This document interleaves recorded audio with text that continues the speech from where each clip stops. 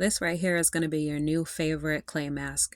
I'm going to talk you through what's going on as we go through the ingredients one by one. You guys are going to see them pop up on the screen with a little bit of the ingredient information, and I'm just going to kind of talk you through what's going on here. So this is my first ingredient called Olivem 1000. And this is our oil and water emulsifier. So it's going to be binding the oils and waters. Now this is rice bran oil. Don't get your hopes up too excited there. I did add mica to this formula. It's 100% unnecessary and 100% preference. I just like the color and the way that it makes the end of this result turn out because it's supposed to be a rosy type of mask. But this is rice bran oil. It's great, non-comedogenic, which means it won't be clogging your pores. I highly suggest researching that because nobody wants oils that are going to leave their face feeling all greasy, even in a mask. And then this is our distilled water that we're going to be adding into this formulation. You always want to use distilled because other waters do contain either purifying ingredients or sometimes may contain other contaminants like spring water coming from nature directly. You're going to get you have more of a probability of a contamination getting into your formulation, and you just don't want to add anything that's going to cause any sort of complications there. This is rose hydrosol. Rose hydrosol is one of my favorite types of ingredients to add into face formulations, rose anything really. Vegetable glycerin is a humectant. So what it's going to do, it's going to take water from the atmosphere and from the formulation and really help deliver it deep into your skin cells for a super hydrating type of feeling. You could also exchange this for honey or propylene glycol. Really any sort of humectant will do in this instant to just help deliver those extra moisturizing properties into your formulation. You're going to add it into the water phase, and then you're just going to mix it in thoroughly and solubilize it. So it still will have all of the properties even once properly solubilized, and it just makes the skin feel nice. But too much can feel sticky on a leave-on product. Since this is a rinse-off or wash-off product, you could add a little bit more, but I really don't recommend it because you don't want to have any problems with the emulsifiers. Too many humectants, other than water, anything can do that. I am going to be adding pink Himalayan sea salt into this formulation.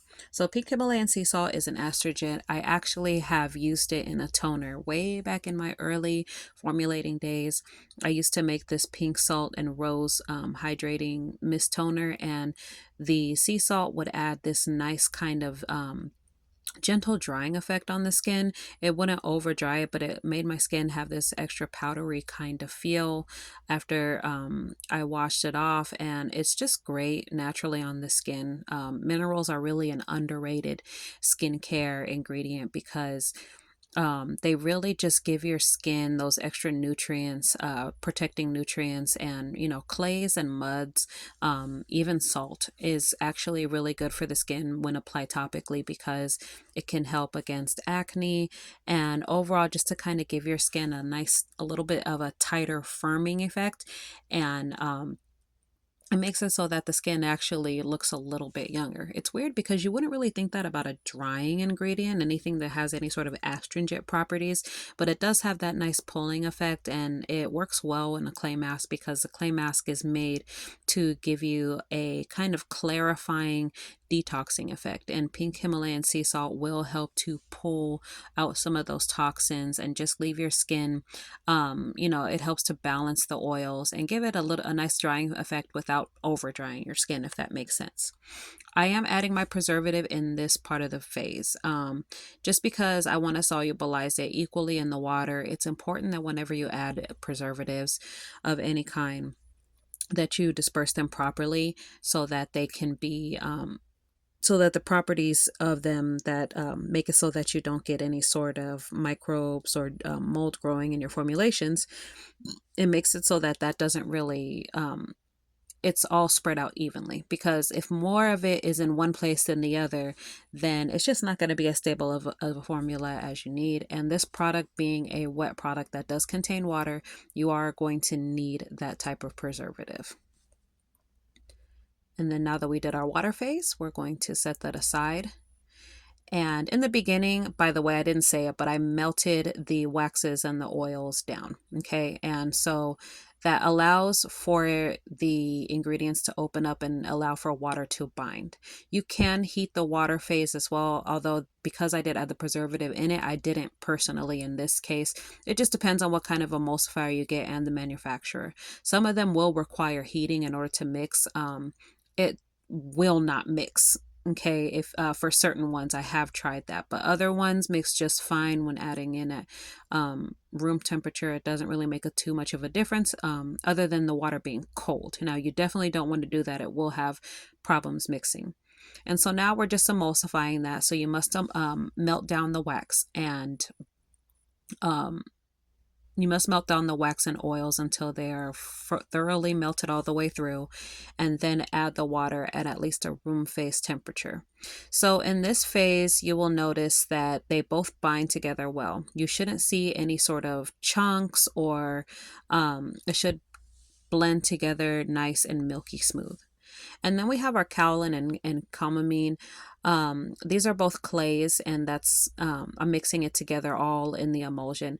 And I like this blend because they're both gentle clays. Calamine, we know, is healing when it comes to having any sort of irritation or bug bites or itching.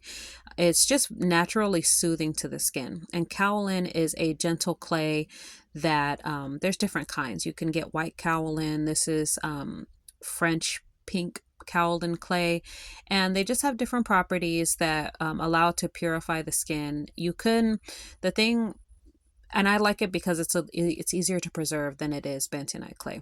Bentonite clay has more pulling properties and absorbing properties, so it's just a little bit more difficult when it comes to preservation. And especially for this one, I was going for a specific type of color. So I'm just mixing it in here in the beginning. And at this point, I was starting to decide that it came out a little bit thicker than I wanted it to go. So I'm gonna try to mix it in here, make a good attempt to get it a little bit more wet, because you just kind of want to add in the water slowly to your emulsion, because if you add it in too quickly, too much, it's just going to be runny, and then it's harder to add in more clays and that and so on. So I added a little bit more of the rose hydrosol. I did calculate that into my formula for you guys, so you guys wouldn't have the thickness issue. And I'm just blending it together with an immersion stick blender to ensure that everything is just moving in nice and thoroughly here, and you're going to get this creamy, thick mud-like texture, which I like to think of as mud, because it's like a really soothing mud mask. And this one just overall absorbs into the skin really nicely here, and it leaves your skin feeling nice and like tighter, like more young, pulled together. And this is our final texture, as you guys can see. And this can last for pretty long. I've had clays last for, like, I would say like anywhere between 3 to 6 months. You just want to kind of watch it and do your own testing, make sure that everything is good in that respect. But this is so far my favorite clay mask that I've made. And so you guys can go ahead and give this a try. Let me know how it all works out in the comments.